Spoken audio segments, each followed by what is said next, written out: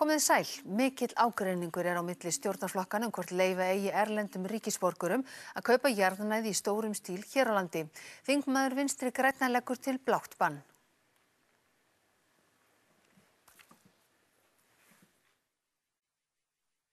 Í ráðuneyti Katrínar Júlíusdóttur vilja menn afnema hömlur á landakaupum útlendinga enda dugi sérlög til að vernda auðlindir til sjávar og sveita. Iðnaðarráðherrann hefur kynnt ríkisstjórninni þessar hugmyndir.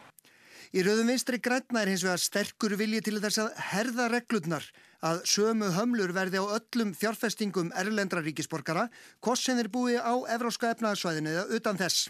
Ég vil taka bara þetta umhverfi allt til skoðunar og með það fyrir augum að tryggja yfir á þjóðarinnar, yfir landi, víðernum landsins og auðlindum okkar lands.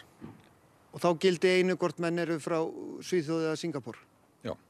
Flokkssystir Ögmundar hefur undirbúið þingsályktunartillögu á þessum nótum sem hún hyggst leggja fram á Alþingi í fyrramálið.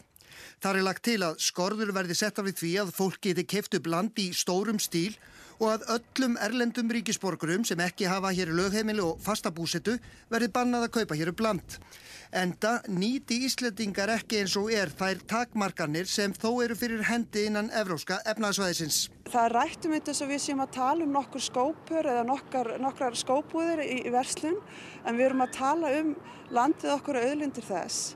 Landnæði sem slíkt gríðarleg auðlind í sjálfu sér. Og svo þetta verður að hugsa þetta í réttu samhengi, þar að segja við erum að tala almannarétt gegn valdi auðjöfra, einstakra auðjöfra og auðhringja. Eru menn í þínu flokki samanlæðir, ertu búin að bera þetta undir aðra? Já, ég er búin að sýna þetta máli í þingflokknum. Ég ætla bara að ganga út frá því að þetta sé í takt við hjarta Vinstri grænna.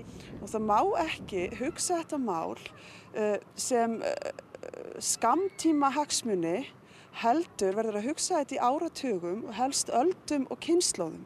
Því að það snýst það.